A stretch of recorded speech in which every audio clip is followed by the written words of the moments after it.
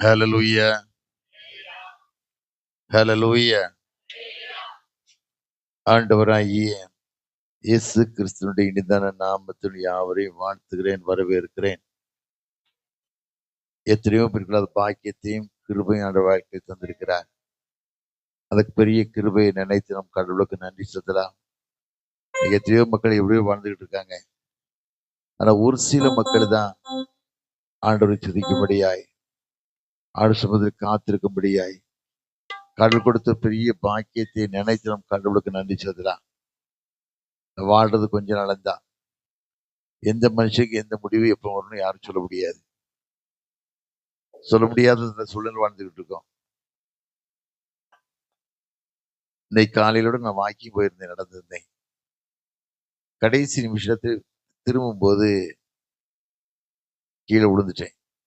சரியான விழுவல், உடம்பெல்லாம் அடி. எப்படி நடந்தது எனக்கு தெரியவில்லை. ஆனால் ஆண்டோட வார்த்தை, எம்மை பொழுது உன்னை கைவிட்டேன், உருக்கமான இறக்கங்களால் நான் உன்னை சேர்த்து கொண்டேன். ஏதோ ஆண்டோட தீர்மானம். ஏதோ ஒரு காரியத்தில் நான் வீக் ஆகியிருக்கேன். ஏதோ ஒரு காரியத்தில் சமூகத்தில் குறைஞ்சி கம்மியாக இருந்திருக்கு. அதான் என்னுடைய நினைவு தான். என்னோட ஆண்டோட வார்த்தைக்கு கீழ்ப்படியாம பெருமையா வாழ்ந்துட்டோமா, இவங்க வீட்டமா அடிக்கடி சொல்லிக்கிட்டு இருந்தேன். உங்க வாயாலே நீங்க போயிட்டீங்கன்னா அங்க போறேன் இங்க போறேன் இங்க போறேன்னு சொல்லி நான் நினைச்சே பார்க்கவே இல்லை. யாருக்கு எப்போ நடக்கும், என்ன நடக்கும் சொல்ல முடியாத வாழ்க்கையில ஓடிக்கிட்டு இருக்கான். ஆண்டவர் ஒவ்வொரு நாட்களும் கரம் பிடித்து வழிநடத்தி கொண்டு வருகிறார். இந்த கிருபையை நினைத்து நம் கடவுளுக்கு நன்றி சொல்லலாம். கர்த்தர் பெரியவர், அது மாத்திரம் பெருசு, வேற ஒண்ணும் இல்லை. ஆண்டவர் பெரியவர்.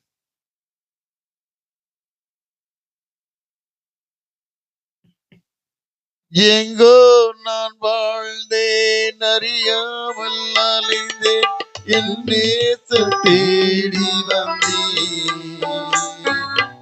எங்கோ நான் வாழ்ந்தேன், அறியாமல் அலைந்தேன், என் நேச தேடி வந்தேன்.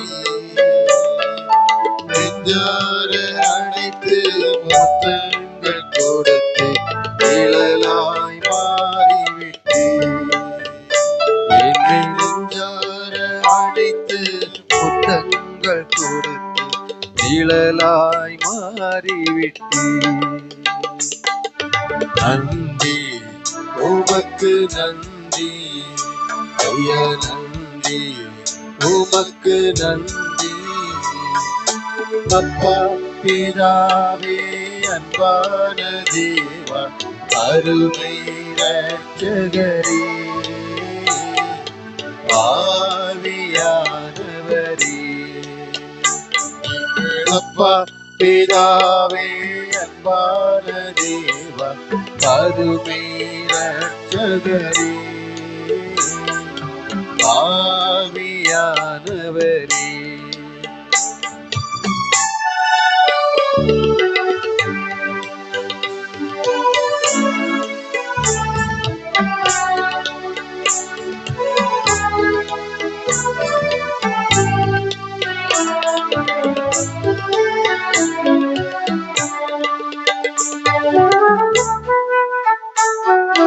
தாழ்வையிலிருந்து தள்ளோடி நடந்து தயவாய் நினைவு கூர்ந்தீர். தாழ்வையிலிருந்து தள்ளாடி நடந்து தயவாய் நினைவு கூர்ந்தீர். கலங்காதே என்று கண்ணீரை துடைத்து கரம் பற்றி நடத்துகிறேன். என்னை கலங்காதே என்று கண்ணீரை துடைத்து கரம் பற்றி நடத்துகிறேன். நன்றி உமக்கு நன்றி, ஐயா நன்றி உமக்கு நன்றி.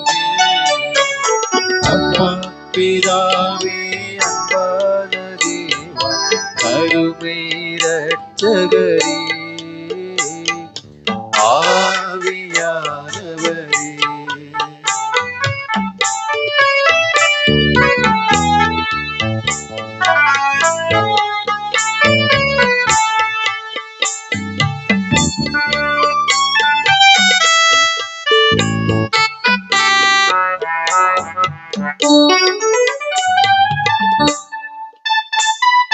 உளையான சேற்றில் வாழ்ந்த எல்லை தூக்கி எடுத்தீரே. உளையான சேற்றில் வாழ்ந்த எல்லை தூக்கி எடுத்தீரே. கல்வாரி ரத்தம் எனக்காக சிந்தி கழுவி அணைத்தீரே. கல்வாரி ரத்தம் எனக்காக சிந்தி கழுவி அணைத்தீரே.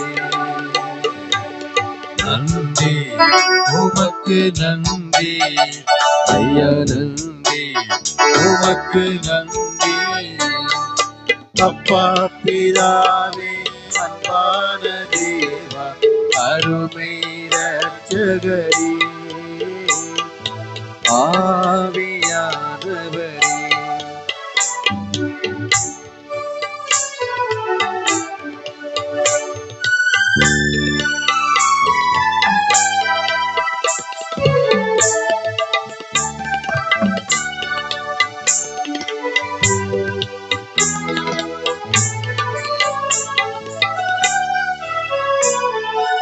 இரவும் பகலும் ஐயா கூட இருந்து எல்லாரும் காப்பவரே. இரவும் பகலும் ஐயா கூட இருந்து எல்லாரும் காப்பவரே. மறவாத தெய்வம் மாறாத நேசர் மகிமைக்கு பாத்திரரே. என்னை மறவாத தெய்வம் மாறாத நேசர் மகிமைக்கு பாத்திரரே. நன்றி உமக்கு நன்றி ஐயா, நன்றி உமக்கு நன்றி. அப்பா பிதாவே அன்பான தேவா அருமை ரட்சகரே ஆவியானவரே.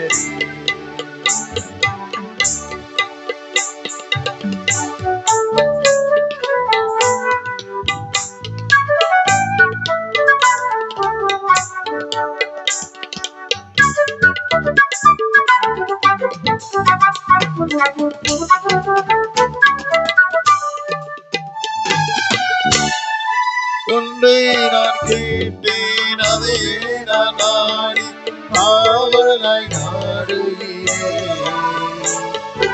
ஒன்றை நான் கேட்டேன் அதை நான் நாடி ஆவலாய் நாடுகிறேன்.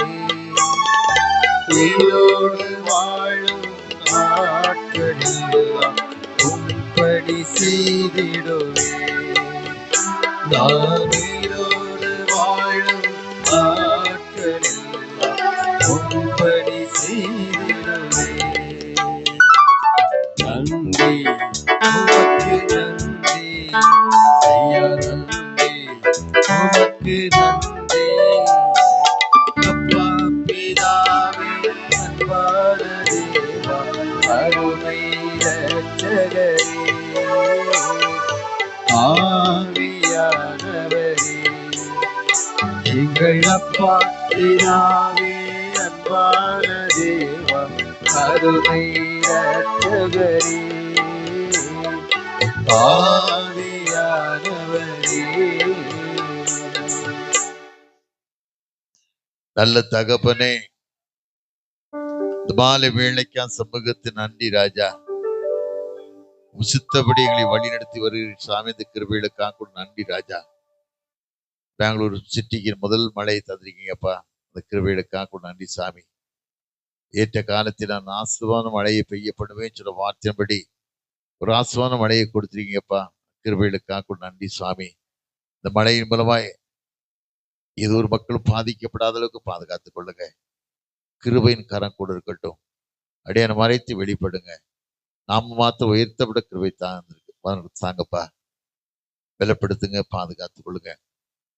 ஊழியக்கார மகனை பலப்படுத்தி அநேக ஆத்துமாக்களை கொள்ளை குரலாய் சேர்க்கிறதுக்கான கிருபையை நீங்க தாங்க, பாதுகாத்துக் கொள்ளுங்க.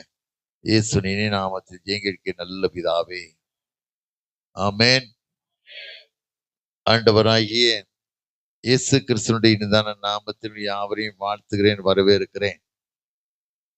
நான் ஒரு ஊழியர் அல்ல, முதல்ல சொல்ல போனா நான் ஒரு வியாபாரி தான், ஒரு பிசினஸ் ஆளு. ஆண்டவர் எங்கேயோ நடத்துறாரு, எப்படியோ கொண்டு வராரு. அந்த கிருபையை நினைக்கிறேன். 45 வருஷத்துக்கு முன்னால் பெங்களூர் வந்திருக்கேன். முதல்ல வரும்போது 45 வருஷத்துக்கு முன்னால, 45 50 வருஷம் நினைக்கேன். வியாபாரத்துக்காக சரக்கு கொண்டு வந்திருக்கேன். காலையில கிளம்பி நைட்டு திரும்பி இருக்கேன். எனக்கு சிட்டியை பற்றி ரொம்ப தெரியாது.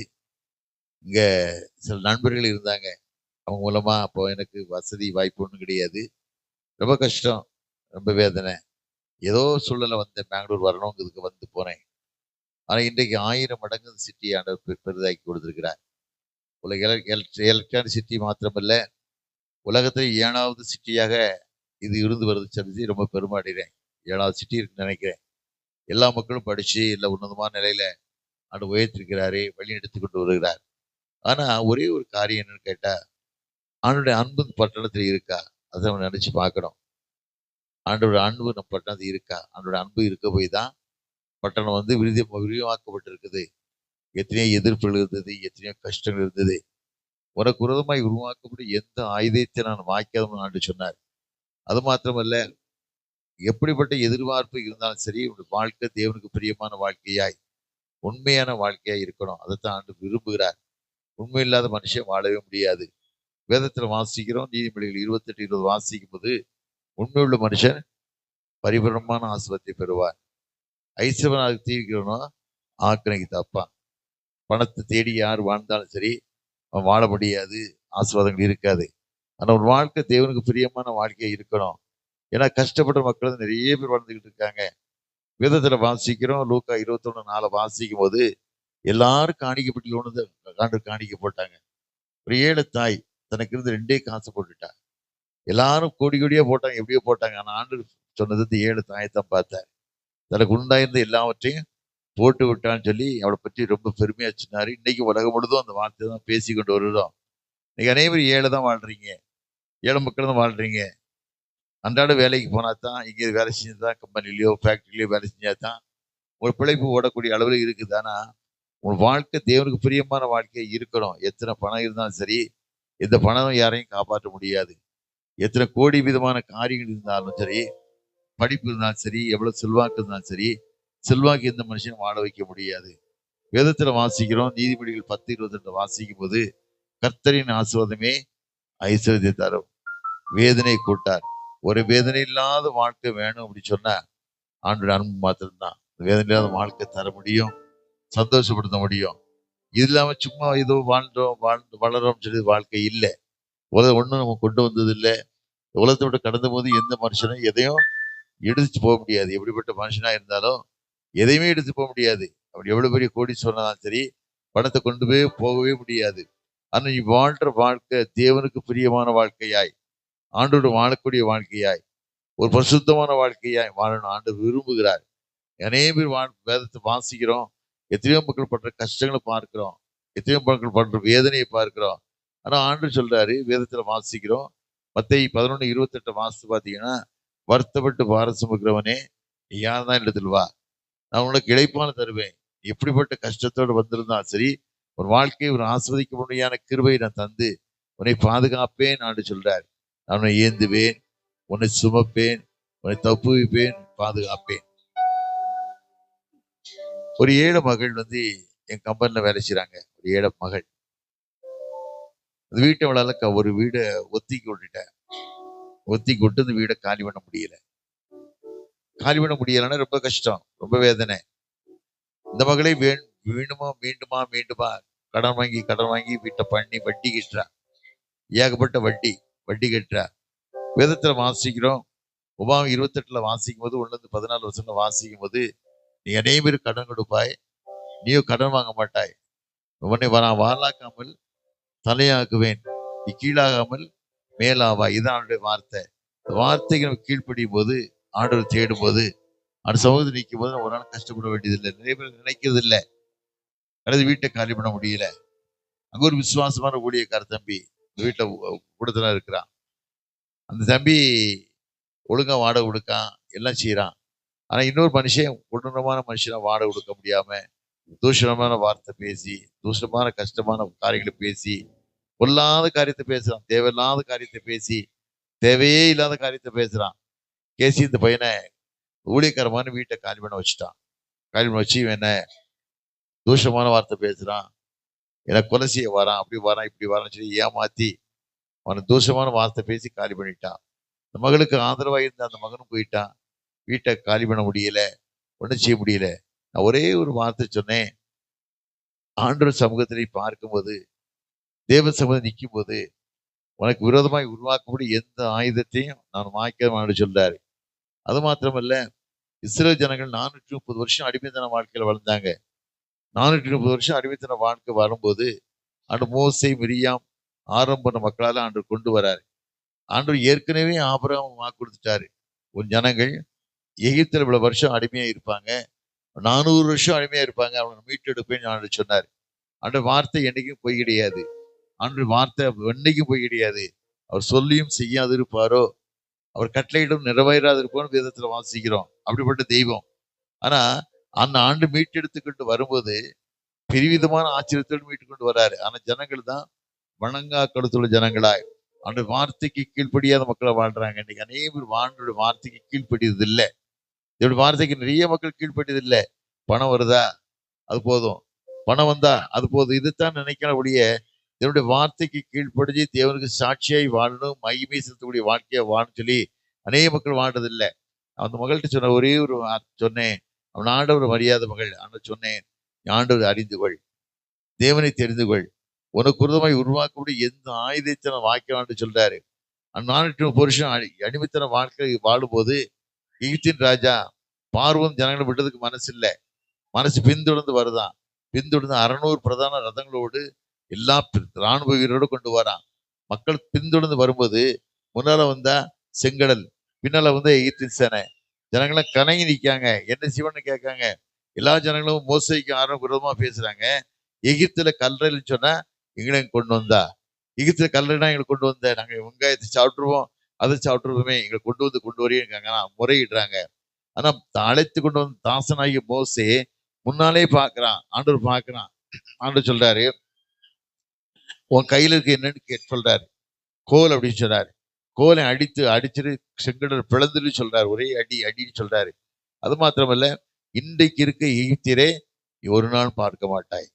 ஒருவேளை உங்க வாழ்க்கையில எவ்வளவு கஷ்டம் வரலாம், வேதனை வரலாம். ஆனா உன் வாழ்க்கை ஆண்டுக்கு பிரியமான வாழ்க்கை இருக்குமானா, ஆண்டோடு வாழக்கூடிய வாழ்க்கை இருக்குமானா, உண்மையான வாழ்க்கை இருப்பானா, உனக்கு எந்த கஷ்டம் வந்தாலும் சரி ஆண்டவர் இல்பொருளாய் ஆண்டவர் மாற்றி தருவார். கர்த்தர் உனக்க யுத்தம் பண்ணுவார். நீ சும்மா இருப்பாய். இதைத்தான் வாழ்க்கை தெரிஞ்சுக்கணும். நீ எத்தனையோ விதமான காரியங்களா இருக்கலாம். ஆனா வாழ்க்கை தேவனுக்கு பிரியமான வாழ்க்கை இருந்தா தான் ஆண்டு உன்னை வழிநடத்த முடியும், உன்னை பாதுகாக்க முடியும். ஏதோ ஒரு வாழ்க்கை வாழும், அப்படி வாழ்க்கை கிடையாது. நீ வாழ்க்கை தேவனுக்கு பிரியமான வாழ்க்கை, ஆண்டு வாழக்கூடிய வாழ்க்கை, சாட்சியுள்ள வாழ்க்கை நீ வாழும்போதுதான் கர்த்தர் உன்னை வழிநடத்த முடியும், பாதுகாக்க முடியும். அந்த ஒரே வார்த்தை சொன்ன அவ்வளவுதான். ஒரு நல்ல இன்ஸ்பெக்டரா கிடைச்சாங்க. அந்த இன்ஸ்பெக்டர் சொன்ன உடனே அவங்க வேற ஒன்றும் சொல்லல, நடவடிக்கையை பார்த்தாங்க. கர்த்தர் அவங்களோட பேசினாரு. பேசி ஒரே நிமிஷத்துல காலி பண்ணி கொடுத்துட்டாங்க. வேற ஒண்ணுமே இல்லை. ஏதோ விதமான அரசியலை கொண்டு வந்தாங்க, அரசியல் பேக்ரவுண்ட்ல கொண்டு வந்தாங்க, எத்தனை லாயிட்ஸ் வந்தாங்க, இன்னும் ஒண்ணும் பண்ண முடியல. ஆனா ஒண்ணுக்கு விதமாய் உருவாக்கப்படும் எந்த ஆயுதத்தை வாய்க்காதுன்னு ஆண்டு சொன்னார். அதே போல தெய்வம் உண்மையுள்ள தெய்வம். சகலமும் படைத்தவரே, சர்வ வல்லவரே. 80 வருஷம் வாழ்ந்தாலும் பாடும் வேதனை சொல்லி விதத்துல வாசிக்கிறோம். இதுதான் மனுஷன் வாழ்க்கை. ஆனா என்னெல்லாமோ மனுஷன் வாழ்க்கையில அதை செய்திருவேன், அதை செய்து சாதனை பண்ணுவேன், இன்னும் வாழ்றான், என்னெல்லாமோ செல்றான், சாதனை பண்றான், இன்னும் பண்ண முடியாது. ஆண்டோட சித்தம் இல்லாம ஒரு காரியம் அசைய முடியாது. ஒரு ஆண்டு யாரா இருந்தாலும் சரி, எப்படிப்பட்ட தலைவரா இருக்கலாம், யாரா இருந்தாலும் சரி, காரணம் ஆண்டோட வாழ்க்கை உண்மையான வாழ்க்கை, பரிசுத்தமான வாழ்க்கை. வேதத்துல வாசிக்கிறோம். யோவான் 8:46 வாசித்து பாத்தீங்கன்னா, என்கிட்ட பாவம்ன்றது யாருன்னு குற்றப்படுத்தும் கேட்ட ஒரே அவதாரம் இயேசு மாத்திரம்தான். உலகது யாரும் கேட்கல, ஒரு தலைவர் கேட்கல, அவதாரங்கள் கேட்கல, ஆண்டவர் மாத்திரம்தான் கேட்டாரு. அதனால நம்ம வாழ்ற வாழ்க்கை தேவன் அப்படிப்பட்ட தெய்வத்துக்கு பாருங்க எத்தனை பாடுகள், எத்தனை கஷ்டங்கள். காரணம் நான் ரட்சிக்கப்பட வேண்டும், நான் வாழ்க்கையில ஆசீர்வதிக்கப்பட வேண்டும், என் வாழ்க்கை சந்தோஷமா இருக்கணும் தான் ஆண்டவர் இத்தனை பாடுகளையும் பட்டார், இத்தனை வேதனையும் பட்டார். அந்த மனதுல வாழ்க்கை நினைச்சு அந்த கல்வாரி சிலுவையை நோக்கி பார்க்கணும். எத்தனை காடு வந்தாலும் சரி, நான் கடவுளுக்கு வாழ்வேன், மகிமை செலுத்தி வாழ்வேன் சொல்லி வாழணும். இதுல எந்த காலங்களும் அது தபசு காரங்க நம்ம வாழ்க்கையில கொடுத்துருக்காங்க. இஸ்லாமிய மக்களுக்கு ஒரு தபசு காரங்க கொடுத்துருக்காங்க. அவங்களாம் பாருங்க எப்படியோ வாழ்றாங்க. எப்படியோ வாழ்ந்தாலும் சரி அந்த தவசு கடைப்பிடிக்க நாட்களை கரெக்டா கடைப்பிடிக்காங்க.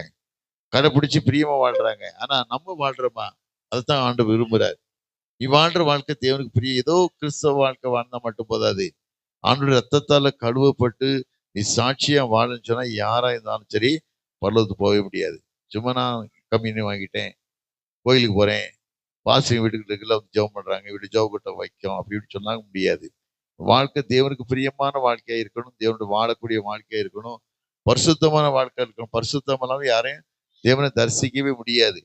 அதை மட்டும் வாழ்க்கை தெரிஞ்சுக்கணும். எத்தனை காரியம் இருந்தாலும் சரி ஒரு வாழ்க்கை தேவனுக்கு நடக்கக்கூடிய வாழ்க்கையா இருக்கணும், தேவனுக்கு பிரியமான வாழ்க்கையா இருக்கணும். அதைத்தான் ஆண்டு விரும்புகிறார். வேதத்துல வாசிக்கும் போது 2 ராஜாக்கள் 4:9 வாசித்து பார்த்தீங்கன்னா ஒரு தேவ மனுஷன் எலிஷா, தேவ மனுஷன், பெரிய தேவ மனுஷன் வீட்டுக்கு தங்க வராரு. சுனேமியால ஒரு மனுஷி, ஒரு மனுஷி, தேவ மனுஷி, புருஷன் வயசான மனுஷன். அவர் சொல்றா தன் புருஷனை பார்த்து, இவர் தேவ பரிசுத்தவன் காண்றேன், எப்போ வேணா நம்ம வீட்டுல தங்கட்டும், ஒரு நாற்காலியை போடுவோம், குத்துல கோயிப்போம், எப்போ நம்ம தங்கட்டும் சொல்லி சாட்சி சொல்றா. அதான் பரிசுத்தமான வாழ்க்கைக்கு அடையாளம். அப்படி நம்ம வாழ்றோமா? நம்மளோட பரிசுத்தமான சொல்லக்கூடிய வாழ்க்கையில இன்னைக்கு இருக்கா? நிறைய பேர் வாழ்க்கையில உண்மை இல்லை. உண்மை இல்லாம நிறைய ஊழியக்காரங்க வாழ்க்கை, விசுவாசிகள் வாழ்க்கை உண்மை இல்லாம வாழ்ந்துகிட்டே இருக்காங்க. எப்படியோ வாழ்ந்துகிட்டு இருக்காங்க. அது வாழ்க்கையே இல்லை. ஒரு வாழ்க்கை தேவனுக்கு பிரியமான வாழ்க்கையை, சாட்சி உள்ள வாழ்க்கை வாழணும். உன் சரீரத்தை ஆண்டு எதுக்கு படைச்சாரு? பரிசுத்தமா வாழணும், தேவனுக்கு மகிமைப்படுத்தணும்ன்றதுக்காக தான் சரீரத்தை ஆண்டு உருவாக்கினாரு. அசுத்தத்துக்கும் துன்மாத்திற்கும் ஒப்பு கொடுத்தாரு. அது வாழ்க்கை இல்லை. நீ வாழ்ற வாழ்க்கை எவ்வளவுதான் வாழ்க்கை இருந்தாலும் சரி, தேவனோடு மகிமைப்படுத்த வாழ்க்கையா, பரிசுத்தமான வாழ்க்கையை நீ வாழணும். சுனிமையால் வாழ்ந்தா பரிசுத்தம் வாழ்ந்தா. அப்படி வாழும்போது தேவ மனுஷன் கேட்கிறாரு. ஒரு நாள் தம் வேலைக்காரன் கேயாசியை கூப்பிடுறாரு. கேயாசி வந்து நிக்கிறான். கேசியை கூப்பிட்டு சுனிமேன் அழைச்சு கொண்டு வாங்குறாரு. சுனிமேன் வந்து நிக்கிறா. வந்து நிச்சயம் அதை சகல கருணையோட எங்களுக்கு உதவி செய்யறையே, உங்கள்கிட்ட நான் என்ன பேசணும்? ராஜாட்ட பேசணுமா, சேனாதிபதிட்ட பேசணுமா, என்ன பேசணும்னு கேட்கா. எனக்கு ஒரு குறை இல்லைங்க, உனக்கு தேச சுகமா இருக்கேன்னு சொல்ற. அவன் கேயாசி கூப்பிட்டு தேவ மனுஷன் கேட்கிறாரு, எல்லா காரியம் செய்து வராளே, அவளுக்கு என்னப்பா குறைன்னு கேட்காரு. ஐயா அவளுக்கு ஒரு குறையும் இல்லை, ஆனா புருஷன் வயசானவன், குழந்தை கிடையாது, ஐயா. உனக்கு கூப்பிட்டு சொல்றான், ஒரு பிராண உற்பத்தி காலத்துல ஒரு குமாரன் அணைத்து கொண்டிருப்பான்னு சொல்றான். அவ ஐயா எனக்கு அபத்தம் பேசுவான்னு சொல்றா. இருந்தாலும் அப்படி நடக்குது. நடந்து இந்த குழந்தைக்கு குழந்தை பிறந்தது. புருஷன் தகப்பன் அவங்க குழந்தையுடைய அப்பா நிலத்துல வந்து கதிர் எடுத்துக்கிட்டு இருக்காரு. இந்த குழந்தைய தகப்பனை பார்க்க தோட்டத்துக்கு போறான். தோட்டத்துக்கு போன இடத்துல தகப்பனை பார்த்து தலை நோக்குதுன்னு சொல்றான். அவன் சொல்றான், வேலைக்காரனை கூப்பிட்டு இவரை கொண்டு தாயிட்ட விட்டுட்டு வாங்க. தாயிட்ட கொண்டு விட்டா குழந்தை வீட்டுக்கு வந்து செத்து போன உடனே அந்த குழந்தைய கொண்டு எலிசா தீர்க்கதரிசியுடைய கட்டில கொண்டு படுக்க வச்சு கதவு கூட்டிட்டு போய் தன் புருஷன் தீர்க்கதரிசியை பார்க்க போறா. தீர்க்கதரிசி தூரத்துல அவனை பார்த்துடுறான். தூரத்துல வந்து கேயாசியை கூப்பிட்டு சொல்றாரு. சுனேமியால் தூரத்துல வரத பார்த்து சொல்றாரு, அவளை பார்த்து நீ சுகமா இருக்கான்னு கேளு, புருஷன் குழந்தையா இருக்கா, குழந்தை நல்லா இருக்கான்னு கேளுங்க. அவன் எந்த வார்த்தையும் பதில் சொல்லல. அவட்ட ஒரே ஒரு வார்த்தை கேட்டான், அவன்கிட்ட குழந்தை கேட்டனா நீ தானே கொடுத்த, என் குழந்தைக்கு இப்படி ஒரு சம்பவம் உடனே கேயாசி போய் சொல்ல முடியாதுட்டா, காலை பிடிச்சுக்கிட்டா. ஆனா தேவம் சித்தப்படி அந்த குழந்தை உயிரோடு எழுப்பப்படுது மாத்திரமல்ல, ஆண்டவர் சொல்ல 8ஆம் அதிகாரத்தை 2 ராஜாக்கள் 8ஆம் அதிகாரத்தை வாசித்து பார்த்தீங்கன்னு சொல்லுவாங்க, தேசத்துல பஞ்சம் வர போகுது. அப்போ ஆண்டவர் ரகசியத்தை பிள்ளைகளுக்கு ஆண்டு வெளிப்படுத்துவார். யார் யார் தேவனுக்கு பிரியமான பிள்ளைகளா, ஊழியக்கார பிள்ளைகளா வாழ்றீங்களா, ஆண்டவருக்கு தெரியும். என் பிள்ளை கஷ்டப்படக்கூடாது, என் பிள்ளை வேதனைப்படக்கூடாது அப்படின்னு சொல்லி ஆண்டவருக்கு தெரியும். உடனே அவர் சொல்றாரு, தேசத்துல 7 வருஷம் பஞ்சம் இருக்கும் போது ஏதாவது ஒரு தேசத்துக்கு போயிடு அப்படிங்காரு. வெளிச தேசத்துக்கு போய் சஞ்சரிக்க முடியாத கிருபை ஆண்டு தந்தார். எதுக்கு சொல்றேன்னு சொன்னா, நீ தேவனுக்கு பிரியமான வாழ்க்கை வாழணும். அதுதான் ஆண்டு விரும்புகிறார். பணம் ஒரு மனுஷனை வாழ வைக்க முடியாது, படிப்பு ஒரு மனுஷனை வாழ வைக்க முடியாது. பிள்ளைகளை உண்மையா வளர்க்கணும், பிள்ளைகளை பரிசுத்தமான வளர்க்கணும். இன்னைக்கு செல்போன் வந்து கேடு குழந்தை வந்துருச்சு. கேடுக்கு எத்தனையோ குடும்பங்களை செல்போன் தான் கெடுக்குது. செல்போன் கெடுத்து ஆபாச படங்கள், எத்தனையோ வித காட்சிகளை பார்க்குது. இன்னைக்கு தாய்மாருக்கு ஈஸியா போகுது. பிள்ளை கையில செல்போனை கொடுத்துட்டு அவங்க வேலையை பார்க்காங்க. அவங்க இஷ்டமான வேலையை பார்க்காங்க. சீரழிவு இல்லை. வாழ்க்கை சீரழிவுள்ள வாழ்க்கையா இருக்கணும். நான் திருச்சியில ஒரு வீட்டுக்கு போயிருந்தேன். ஒருத்தர் வீட்டுக்கு போயிருந்தேன். திருச்சி தங்க பார்க்கும்போது சாயங்காலம் ஆனா அந்த வீட்டுல தவறான சில காரியங்கள்லாம் பார்த்தேன். பார்த்துட்டு அந்த குடும்பத்தை சொன்ன கடிந்து கொண்டேன். அவ்வளவுதான், வேற ஒண்ணும் இல்லை. அழிஞ்சு போற சரீரம் தேவனுக்கு பிரியமில்லாத வாழ்க்கைக்கு நம்ம ஒப்பு கொடுக்க கூடாது. ஆண்டு பரிசுத்தமா வாழக்கூடிய சரீரம் ஆண்டு விரும்புகிறார். நீங்க தேவனுடைய ஆலயமா இருக்கிறீர்கள்.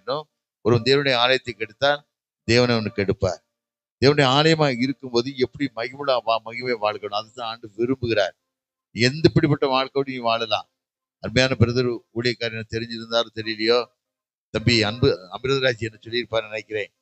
சொல்லியிருக்கும் போது நான் தான் அவர் சொன்னேன், தம்பி நான் சண்டே தான் பெங்களூர்ல பேசுவேனே, சனிக்கிழமை எங்கேயாவது ஒரு ஆலயத்துல பேச ஒழுங்கு பண்ணி சொன்னேன். அவர் தான் தம்பியை சொல்லி கான்டாக்ட் பண்ணி என்ன சொல்லி விட்டாங்க. நான் பார்த்துட்டு எனக்கு என்ன நினைச்சு பாக்குறேன்னா, ஒண்ணுமே இல்லை. நம்ம ஊழியக்காரனா இருக்கோம் இல்லையோ, நான் வியாபாரி இருக்கணும் இல்லையோ, ஆனா தேவனைக்கு பிரியப்படுத்தக்கூடிய வாழ்க்கை வாழணும். நல்ல வாழ்க்கைப்பட்ட கஷ்டங்கள் பாத்தீங்கன்னா ஏகப்பட்ட கஷ்டம். ஒண்ணுமே இல்லை. சாப்பாட்டுக்கு வழி இல்லாம எவ்வளவோ கஷ்டப்பட்டு படுத்து ஒண்ணுமே நிலைமை. சாப்பாட்டுக்கு வழி கிடையாது, காலில் செருப்பு கிடையாது, போடு சட்டை நல்ல சட்டை கிடையாது. அடிக்கடி நினைச்சு பார்ப்பேன் ஒண்ணுமே இல்லை. தருத்திரம் இப்படிப்பட்ட தருத்திரமான வாழ்க்கை வாழணுமா அப்படின்னு நான் நினைச்சு பார்ப்பேன். இவ்வளவு ஒண்ணுமே எனக்கு காரணம் எங்க தகப்பனா இருந்து ஒண்ணுமே இல்லாம ஸ்ரீலங்கால வாழ்ந்து அங்கிருந்து அங்க வந்து சொத்துக்களை எல்லாம் ஈனக்கரைத்து விற்று எப்படியோ வாழ்ந்துட்டாங்க. ஒண்ணுமே கிடையாது, ரொம்ப கஷ்டம். ஆனா இப்படிப்பட்ட மனுஷனை குப்பையும் தூசியுமே வாழ்ந்த மனுஷன் உயர்த்தினாருன்னா உங்க வாழ்க்கை ஆண்டு உயர்த்த மாட்டாரா? ஆண்டு என்னையே உயர்த்திட்டாரு அப்படின்னு சொன்னா, ஒண்ணுமே இல்லாம 1968 57 வருஷத்துக்கு முன்னால சென்னைக்கு நான் வந்தேன். 57 வருஷத்துக்கு முன்னால சென்னைக்கு வந்து போது ஒண்ணுமே கிடையாது. ஒண்ணு கால் மதிக்கோட ஒண்ணும் கிடையாது. ஆண்டவர் ஒரு வாக்கு கொடுத்தார்ல, யாக்கோபு ஒரு வாக்கு கொடுத்தாரு. என்ன வாக்கு கொடுத்தாரு?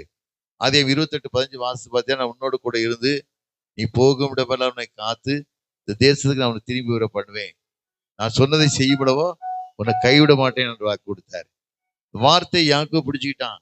பிடிச்சது மாத்திரமல்ல, அன்று கேட்டான், தேவரே என்னோடு கூட இருந்து நான் போகும் இடமெல்லாம் என்னை காத்து என் தகப்பன் திரும்பி வர பண்ணுவேன்னா என் சம்பாதித்த தசமத்தை கொடுக்கிறேன்னா அதே போல கொடுத்தவன் ஆண்டவர் எப்படி ஆசீர்வதித்தார் பாத்தீங்களா? வேதத்துல வாசிக்கிறோம். அது 32:10 வாசித்து பாத்தீங்கன்னா, இந்த கோலும் தடிமாய் யோர்தானை கடந்து போனேன், இவ்வளவு 2 விதம் பரிவாரத்தோட ஆசீர்வதிச்சிருக்கான்னு சொல்ல. எவ்வளவு பெரிய ஆசீர்வாதம் பாத்தீங்களா? கஷ்டப்பட்டு சென்னை வந்து வாழ்விழந்து ஒண்ணுமே இல்லாம வாழ்ந்து நாங்க 4 பிரதேர்ஸ். இப்போ ஒரே கூட்டு குடும்பம் தான். எங்கிட்ட ஒரே சமையல் தான். வீட்டுல கிட்டத்தட்ட 150 பேர் சாப்பிடுவோம் டைம்ல. சகோதரர் ஒருமித்து மாசம் பண்ணுகிறது எத்தனை இன்பம். ஏன்னா ஒண்ணும் கொண்டு போறது இல்லை. யாரும் ஒண்ணும் கொண்டு போறது இல்லை. கூடி வாழ்ந்த கோடி நம்ம இல்லை, பிரிஞ்சு போய் வாழ்ந்தவனா சரித்திரம் இல்லை. அதனால கூடி வாழ்ந்து கெட்டு போனவங்க இல்லை. அந்த ஒரே நோக்கம், அது கடவுளுடைய கிருபை தான், ஆண்டோடைய பெரிய அன்பு தான். சகோதரர் ஒருமித்த மாசப்படி எத்தனை இன்பம் சொன்ன வார்த்தையின்படி பிள்ளைகள்லாம் நல்ல பிள்ளைகள், அருமையான பிள்ளைகள், பேர பிள்ளைகள், நல்ல கடவுள் பிரியமான பிள்ளைகள். ஒண்ணு இல்லாம வாழ்ந்த பிள்ளைகள் வீட்டுல 5-6 பிள்ளைகள் டாக்டர்ஸ், 3-4 ஆஸ்பத்திரி, நிறைய மக்களுக்கு கிளீன் பண்ண கிருபை, 3 பள்ளிக்கூடங்கள், எத்தனையோ விதமான காரியங்கள், சோப்பு கம்பெனி, பொடி கம்பெனி, எத்தனையோ விதமான தொழில்கள், மசாலா கம்பெனி, எத்தனையோ தொழில்கள். கால்வதிக்கு தேசம் அத்தனையும் சொந்தமா உனக்கு தருவேன்னு யோசுவா கண்டுவா கொடுத்தார்ல, அது பொய் இல்லை, உண்மையான வார்த்தை. நீ ஆண்டோட வார்த்தைக்கு கீழ்ப்படிஞ்சு வாழ்வாய் ஆனால், இதனுடைய நாமத்துக்கு மேம்படுத்தக்கூடிய வாழ்க்கையில் வாழ்வாயானா ஆண்டவரை ஆஸ்வதிப்பார். 1968 முதல் தொழில் ஆரம்பிக்கும். நவம்பர் 25 ஆரம்பிக்கும் போது முதல் பொருளை கொண்டு வந்து ஒரு இடத்துக்கு கொண்டு கொடுக்க போறோம். கொடுத்தவங்க முதல் காசு தர்றாங்க. எங்க வீட்டுல எவ்வளவு கஷ்டம், எவ்வளவு வறுமை. எங்க ஊர் அங்க இருந்து கிட்ட சென்னையில இருந்து 660 தென்காசி போன குற்றாலத்துக்கிட்ட எங்க ஊருக்கு பணத்தை அனுப்பி எங்க அம்மாட்ட அனுப்பி, இது முதல் தரமான வந்த காசு, இது வீட்டுல எவ்வளவு கஷ்டம் இருக்கு, நீங்க எடுக்காதீங்க, தேவனுடைய ஆலயத்துக்கு கொண்டு வைங்க, முதலாவது வைங்கன்னு சொல்லி அப்படியே அனுப்பி விட்டோம். எங்க அம்மா வந்து வேதத்துல வாசிக்கும். லூக்கா 10 கடைசி வாசி பார்த்தீங்கன்னா, மரியாள் தன்னை விட்டு எடுபடாத நல்லவங்க வாழ்க்கையிலே தெரிந்து விடும் தாய். தேவனுக்கு பிரியமான மகளாய் வாழ்ந்தார். தேவனுக்கு பிரியமான சாட்சியோட மகளாய் வாழ்ந்ததுனால வேலை செய்தாங்க. அன்னைக்கு ஆரம்பித்த ஆசீர்வாதம் தான் இன்றைக்கு வரைக்கும் எவ்வளவோ எண்ணிக்கை அடங்காத வேதத்துல வாசிக்கவில்லை. மல்கியா 3:10 வாசி பார்த்தீங்கன்னா, என் ஆலயத்தில் ஆகாரம் உண்டாயிருப்பதற்கு உன் தசவானை கொண்டு வந்து போடு, உன் வானத்தின் பலகைகளை திறந்து இடம் கொள்ளாமற் போக மட்டும் உன்னை ஆசிர்வதி அப்படி இருப்பேன் சோதிச்சு பாரான்னு சொன்னார்ல. வார்த்தை பொய் சொல்ல மனிதன் அல்ல, மனமாற மனுபுத்திரம் அல்ல, சொல்லியும் செய்யாது இருப்பாரோ. ஆனா உன் வாழ்க்கை ஆண்டு பிரியமான வாழ்க்கையா இருக்கணும். கொஞ்ச நாட்களுக்கு முன்னால ஒரு ஊழியக்கார் வீட்டு போயிருந்த ஆம்பூர்ல 4 சேர் பாஸ்டமா நடுவே உட்கார்ந்துருக்காங்க. தலைமுடி எப்படியே விரிச்சு போட்டு ஃபேன் ஓடிக்கிட்டு சுத்தி ஃபேன் ஓடுது. ரொம்ப மாறி உட்கார்ந்த காத்துக்கு என்னமா அப்படி உட்காந்துருக்கீங்களே கேட்டேன். ஐயா டை அடிச்சிருக்கேன் நாங்க. எனக்கு டக்குன்னு ஒரு வார்த்தை சொன்னேன், செத்து போவோமான்னே. செத்து போகலையம்மா, என்னம்மா செய்வேன், செத்து போயிடுவேன் என்ன செய்வேன், டை ஒரு தேவையா சொல்லிட்டு நான் வாக்க கடந்து போயிட்டேன். கடைசி ஒரே மாசம் நம்ம இறந்து போயிட்டாங்க, கேன்சர் வந்து. இன்னைக்கு எத்தனையோ குடும்பங்கள் சீர் இல்லாத வாழ்க்கை, உண்மை இல்லாத வாழ்க்கை, சாட்சி இல்லாத வாழ்க்கை, மகிமை செலுத்தாத வாழ்க்கை, எப்படி வாழ்றாங்க? இது வாழ்க்கை இல்லை. ஒரு வாழ்க்கை கடவுளுக்கு பிரியமான வாழ்க்கை, ஆண்டு வாழக்கூடிய வாழ்க்கையா, கடவுளை பிரியப்படுத்தக்கூடிய வாழ்க்கை, அவள் அதைத்தான் ஆண்டு விரும்புகிறார். அப்படி பிரியப்படுத்தக்கூடிய வாழ்க்கையா இருந்து வாழும்போது குடும்ப சமாதானம் எப்பவும் வரும். சில வீட்டுல பிள்ளைகளை வளர்க்கக்கூடிய ஞானமும் வளர்க்கறது இல்லை. எத்தனை மணிக்கு வருது, எப்போ திரும்பி வருது கேட்கறது இல்லை. பெற்றோர் கேட்கறது இல்லை. என்னமா பண்ண, எங்க போன, ஃப்ரெண்டு வீட்டு போய் எந்த ஃப்ரெண்டு கேட்கறது இல்லை. நிறைய பேர் வாழ்றது இல்லை, ஏதோ வாழ்ற. இது வாழ்க்கை இல்லை. கர்த்தருக்கு பயந்து வழி நடக்க பாக்கியவான், கையிலும் பெரியாசத்தை சாப்பிடுவாய், உனக்கு பாக்கியம் நன்மை உண்டாயிருக்கும்.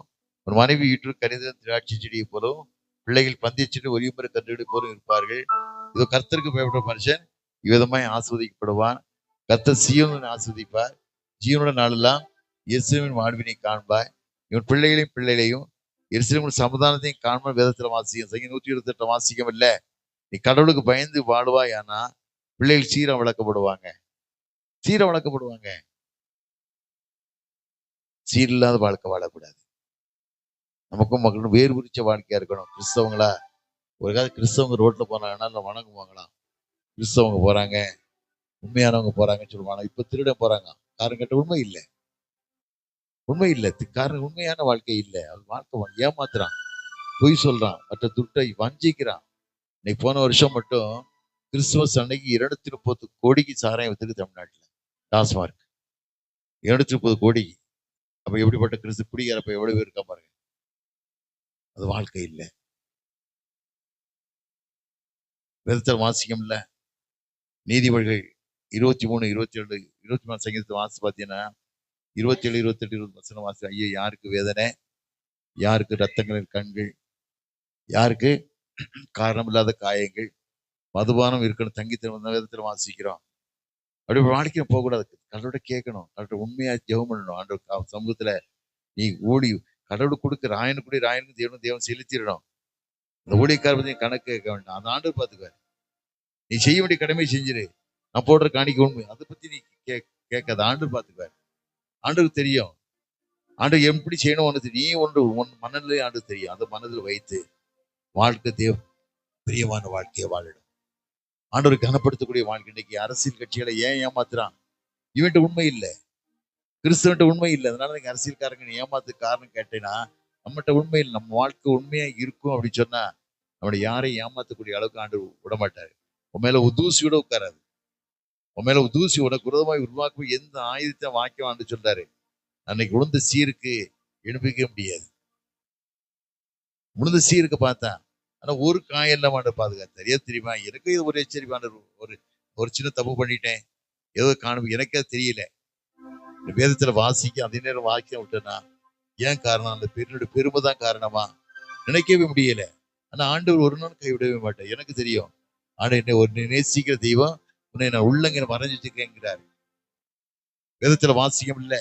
ஏசாயா 48:15 வாசிக்கும் போது, இஸ்ரியான் கற்பத்தின் பாறையை மறப்பாளோ, மறந்தாலும் அவனை மறக்க மாட்டேன், உன்னை உள்ளம் கையில வரைஞ்சி வச்சுக்கான்னு சொல்றாருல்ல. அப்படிப்பட்ட தெய்வம் நமக்கு இஸ்ரவேலை உறங்கத்துல தூங்குறதே இல்லை. அதை மட்டும் மனசை வச்சு வைராக்கியமான வாழ்க்கை, சாட்சி உள்ள வாழ்க்கை, கடவுளுக்கு மகிமை செலுத்தக்கூடிய வாழ்க்கையை வாழணும். எவ்வளவு கஷ்டம் வந்தாலும் சரி, ஆனா உன்னை பாதுகாக்கக்கூடிய நல்ல தெய்வமா இருக்காரு.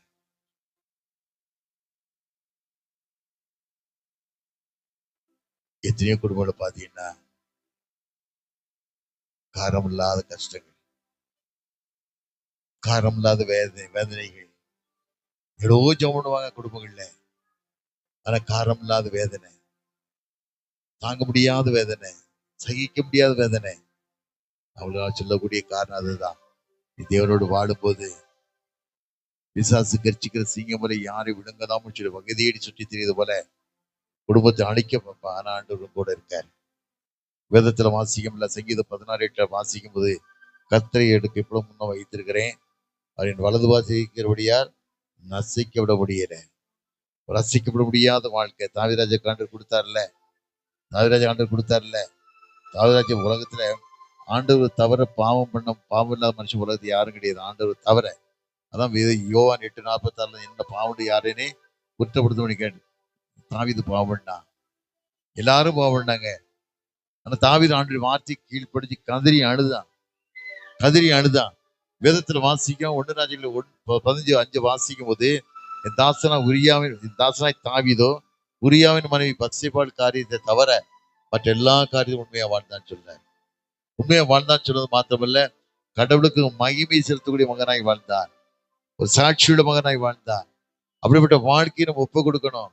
அது மாத்திரம் வேதத்துல வாசிக்கிறோம். அப்போஸ்தலர் 13:22 வாசிக்கும் போது, பின்பு அவரை தள்ளி, யாரை தள்ளி? சவுலை தள்ளி ஈசாயின் குமார் தாவீதை ராஜாவாக ஏற்படுத்தி அவனை என் சுத்தமாக செய்வான் என்று சொல்லி அவன் என் இருதயத்துக்கு ஏற்றவனாய் கண்டேன் என்று சொன்னார், சாட்சி கொடுத்தார்.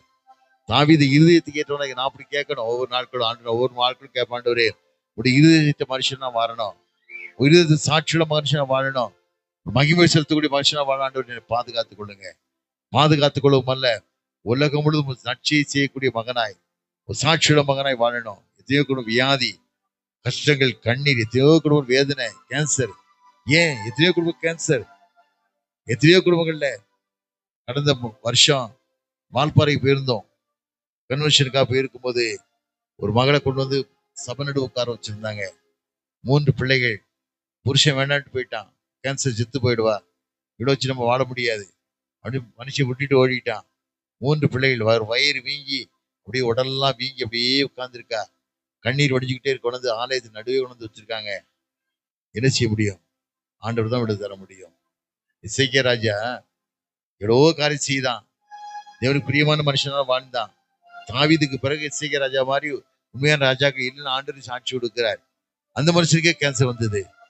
கேன்சர் வந்து தீர்க்கதரிசி ஏசாயா சொல்றான், வீட்டு காரியத்தை ஒழுங்குபடுத்து, நீ மறிக்க போற, வீட்டுக்கு ஒழுங்குபடுத்த சொல்லும்போது கதறி அழுதவுடன் அந்த வார்த்தை, அந்த கண்ணை வார்த்தை சத்தத்தை கேட்காரு. வேதத்துல வாசிக்கும்ல, 2 ராஜாக்கள் 20:5 வாசிக்கும் போது, உன் கண்ணீரை கண்டேன், விண்ணப்பத்தை கேட்டேன், உனக்கு 15 வருஷம் கூட்டி கொடுப்பேன்னார்ல, 15 வருஷம் கூட்டி கொடுப்பேன்னார்ல. தீர்க்கதரிசி வார்த்தை சொல்லி வெளியே போகல.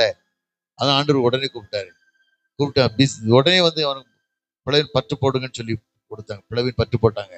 சோமா காரணம்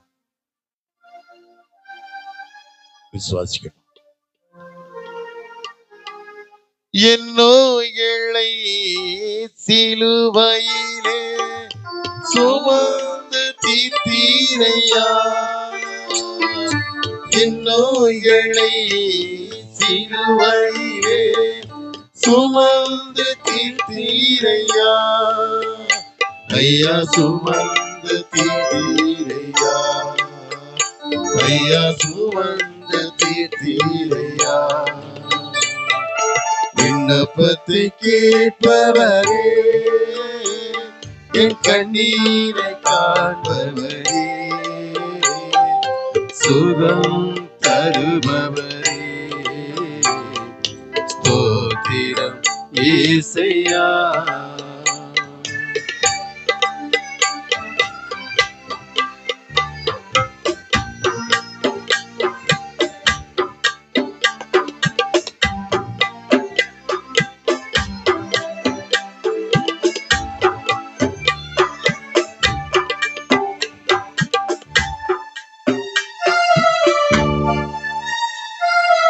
மனதுருகி கரநீட்டி அதிசயம் செய்பவரே, மனதுருகி கரநீட்டி அதிசயம் செய்பவரே, ஐயா அதிசயம் செய்பவரே, ஐயா அதிசயம் செய்பவரே, விண்ணப்பத்தை கேட்பவரே, என் கண்ணீரை காண்பவரே, சுகம் தருபவரே, ஸ்தோத்திரம் ஏசையா.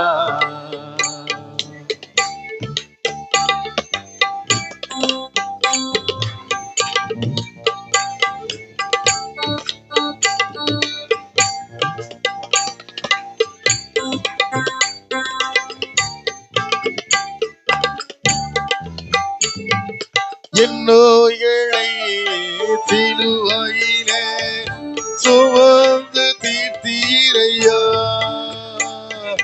என் நோய்களை சிலுவையிலே சுமந்து தீர்த்தீரையா, ஐயா சுமந்து தீர்த்தீரையா, ஐயா சுமந்து தீர்த்தீரையா, விண்ணப்பத்தை கேட்பவரே, என் கண்ணீரை காண்பவரே, சுகம் தருபவரே, ஸ்தோத்திரம் ஏசையா.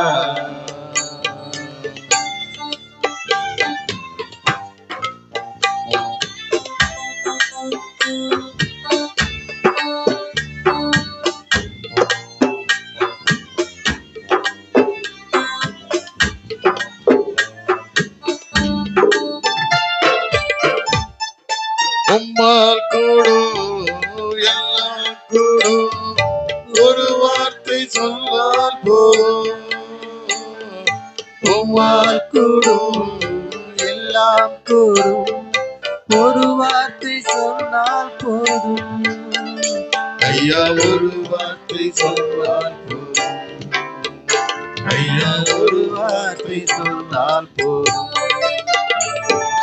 விண்ணப்பத்தை கேட்பவரே, என் கண்ணீரை காண்பவரே,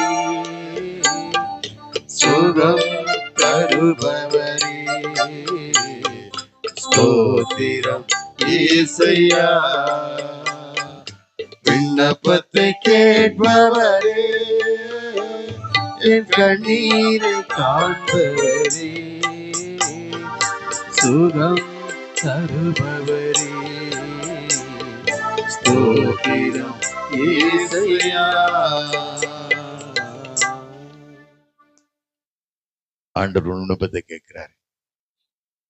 எந்த சூழ்நிலை வந்திருக்கலாம், பல விதமான குடும்ப பாரத்துல கஷ்டத்துல வாழ்ந்திருக்கலாம். பெங்களூர்ல எனக்கு அடிக்கடி போன் வரும், நிறைய பேர் போன், யாருன்னு தெரியாது, வருது போன்லாம் கண்ணீரா வரும். புருஷன் குடிக்கிறா, பிள்ளைக்கு திருமணம் ஆகல, மகளுக்கு திருமணம் ஆகி குழந்தை இல்லை, மகளுக்கு நல்ல இடம் கட்டி கொடுத்தேன், அது குடிகார பேர இருக்கான், என் குடும்பம் இவ்வளவுதானா, ஏசப்ப வாழ்க்கையில விடுதலை தருவாரா? ஒவ்வொரு நாளும் எத்தனையோ போன ஒரு பெங்களூர் தான் நினைச்சு நான் பார்ப்பேன். இன்னைக்கு வாழ்க்கை ஏன் கஷ்டம், என் குடும்பத்துல ஏன் ப்ராப்ளம், பிள்ளைகள் வாழ்க்கை ஏன் சூழ்நிலை இல்லை. வாழ்க்கை சீரா இருக்கணும். வாழ்க்கை சீரா இருந்துச்சுன்னா ஒருத்தர் ஒன்றும் பண்ண முடியாது. ஒரு வாழ்க்கை உண்மையா வாழுவே அப்படி சொன்னா தூசி மேல உட்காந்து அனுமதிக்க மாட்டார். அது மாத்திரம் நினைச்சுக்கோ. கடவுள் பிரியமா வாழ்ந்துட்டு அப்படின்னு சொன்னா தூசி மேல உட்கார்றதுக்கு அனுமதிக்கவே மாட்டாரு. புருஷன் குடியாரனா இருக்கலாம், எப்படிப்பட்ட மனுஷனா இருக்கலாம், உன் கண்ணீரை பார்ப்ப. உனக்கு கண்ணீரை பார்க்கறது மாத்திரம் அழுகிற ஜபத்துல அவருடைய ஆண்டோட சமூகத்துக்கு நீ கெஞ்சி நீ கதறும் போது அந்த காட்சியை பார்ப்பார். தலைத்தாள் ஜபம் எல்லாரும் இடம்பலாமா, உன்னை எழுப்பி நிக்கலாமா, எல்லாரும் எழுப்பி நின்று கேட்கலாம். ஆண்டவர் கேட்கலாம், ஆண்டவரே என் குடும்பத்துல விடுதலை கொடுங்கப்பா. தபசு நாட்கள் ஒரு ஆஸ்வதிக்கப்பட்ட நாட்களாக மாறணும் ஐயா. தவச நாட்கள் சந்தோஷமான நாட்களாய் மாறணும். நீ பட்ட பாடுகள் குடும்பத்துக்கு மாத்திரமல்ல, எனக்காக நீங்க பாடுபட்டீங்கப்பா. என் பாவத்தை தீக்கிறதுக்கு சிலுவைக்கு போனீங்க. அந்த காட்சியை நினைக்கிறேன் சாமி, நினைக்கிறோம். சிலுவையை பார், கொல்கதா மேட்டை பார், ஆண்டவர் கதறி அழுது காட்சியை பார். ஒவ்வொரு நிமிஷம் உனக்கு எத்தனை பாடுகள் பட்டார், எத்தனை வேதனைப்பட்டார். 40 கொண்டு 39 அடிகள் அடிக்கப்பட்டு முதுகெல்லாம் உளப்பட்ட நிலமுறை எத்தனை வேதனைப்பட்டார். அந்த காட்சியை நினைத்து பார். ஆண்டவரே, கரக்கூட ராஜனை கேட்கலாமா? அருளாத நாமமதில் ஒரு மனமாய் உருகி தொழுகின்ற நேரமெல்லாம் எழும்பிடுவார் நடுவில். நல்ல தகப்பனே, மாலை வேளைக்கா சமூகத்து நன்றி ராஜா. ஆகாரின் கண்ணீரை கண்ட கர்த்தர் விடுதலை கொடுத்தீங்கப்பா. அன்னாளின் கண்ணீரை கண்ட கர்த்தர் நீ சமாதானத்துடைய போ, இஸ்ரவேலின் தேவனது கேட்ட விண்ணப்பத்தின் ஆக கடும் சொல்லி ஒரு குழந்தையை கட்டிட்டு கொடுத்தீங்கப்பா. அதே போல கற்பத்தின் கனி இல்லாத பிள்ளைகள் வாழ்க்கையில் விடுதலை கொடுத்து அனுப்புங்க. சரீர பலவீனத்தில் வந்திருக்கு பிள்ளைகள் வாழ்க்கையில் விடுதலை கொடுத்து அனுப்புங்க. நீ நல்லவர் என்பதை தெரிந்து கொள்ள கிருபைத்தாங்க. இந்த பட்டணத்துக்கு ஒரு அசைகின்ற மக்களாய் இருக்க கிருபைத்தாங்க. மீதியான காரியத்தை பொறுப்படுத்திக் கொள்ளுங்க. இயேசுவின் நாமத்தில் ஜெயங்கி நல்ல பிதாவே, ஆமென்.